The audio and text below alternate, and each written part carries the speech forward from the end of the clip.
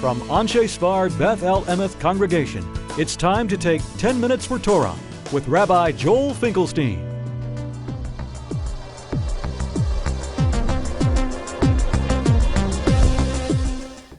Welcome to our discussion of when do we live in the Sukkah.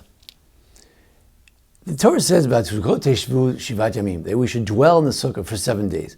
The rabbis say, Teshvu Te'in Tadiru, that you should live there the way that you live in your own home. And therefore, we have to leave our homes and do the things that we do in our Sukkah. In our house, we have to do them in the Sukkah. So for instance, what about if you're having a meal? So surely you have to have a meal in the Sukkah. You're having bread, having some cake. What if you're gathering with a friend to have some coffee and cake? You should make a bracha. You should do it in the Sukkah. But then we get to more murky things. What about fruit, water, and the other things like that? So there's a Mishnah that says that one of the rabbis said that, Halom l'Sukkah, why don't you take it up to the Sukkah? I'd rather eat in the Sukkah, although I could exempt myself, because people, even in their own homes, they'll sometimes have a little snack on the road. They'll have a little cracker in the car. They'll have eat a banana when they're walking on the road, or it's between stations. But nonetheless, he said, I want to be strict. I want to have everything in the Sukkah. What if a person says, no, I don't want to do that. I'm just going to eat bread in the Sukkah. I'll have my meals, breakfast, lunch, and supper. But water, I'm going to eat that in the house. So it's interesting, the Bir Halacha, the Mishnah Berurah, the Chofetz Chaim, he says, he says, that the Ran and others say that if somebody says, no, I'm not that religious, I'm not as religious as the rabbi in the Mishnah who took the fruits up in the Sukkah.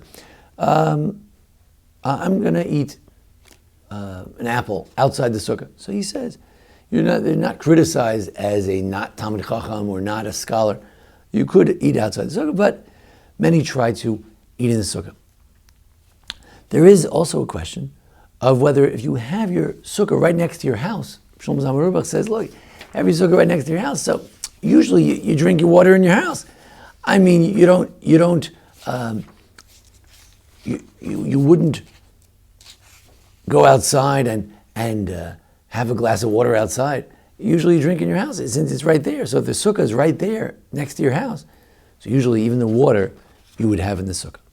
Now let's say you go to your friend's house and you're a modest kind of a guy. You don't want to impose on your friend to serve anything. So he offers you cookies and things. You say, no, it's okay, I just came to talk.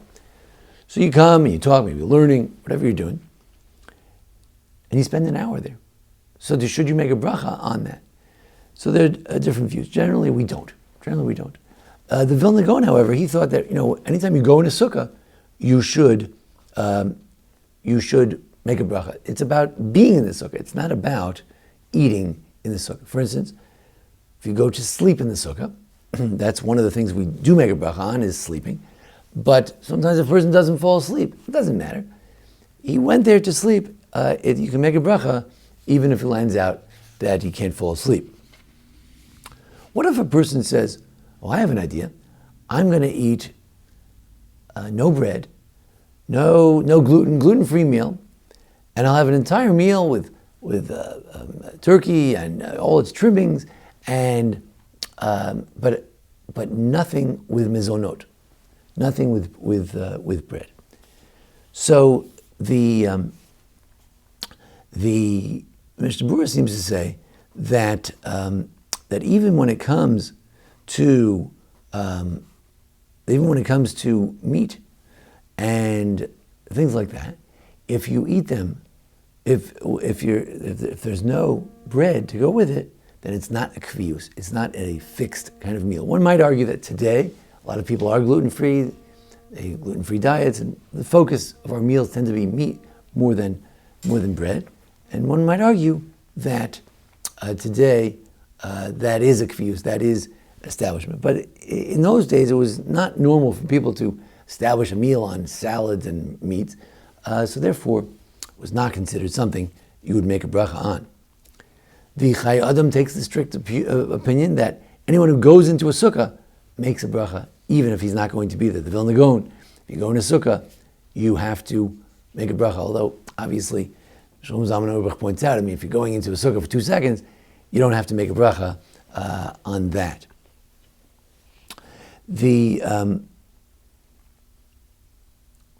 But the question is, what is the idea of eating in the sukkah so punctiliously throughout the holidays, so much so that some of the rabbis in the Mishnah, even Tanoim, they even had water and they even had fruit inside the sukkah.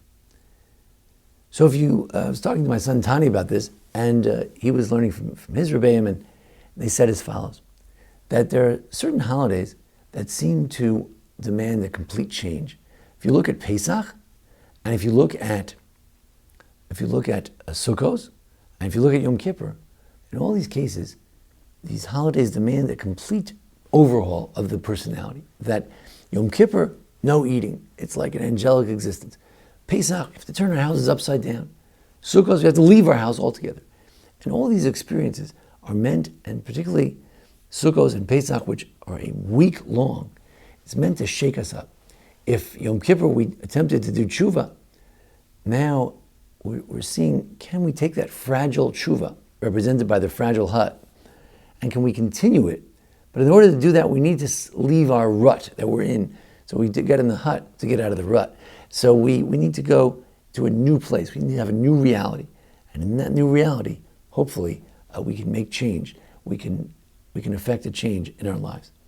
So that's the question of when to eat in the sukkah, how to eat in the sukkah.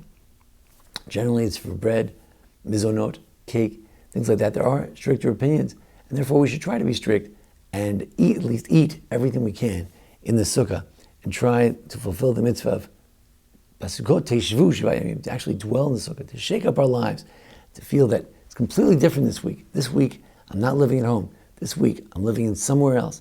I'm living under the Tzildim Nusa, under the divine presence. And hopefully, we have a week of experience with God. Yonah received his prophecy in the Simchas Beis HaShoeva during this time of Sukkos.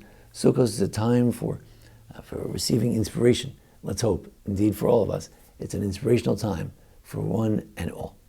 Thank you for joining us here at the Anshe Sephardi Beth Elameth Congregation for our discussion of Sukkot. Join us each week for a discussion of the holidays and the Parsha. And thanks to Jason Lefkowitz, our producer. Thank you. This has been 10 Minutes for Torah with Rabbi Joel Finkelstein. To learn more, visit asb.org.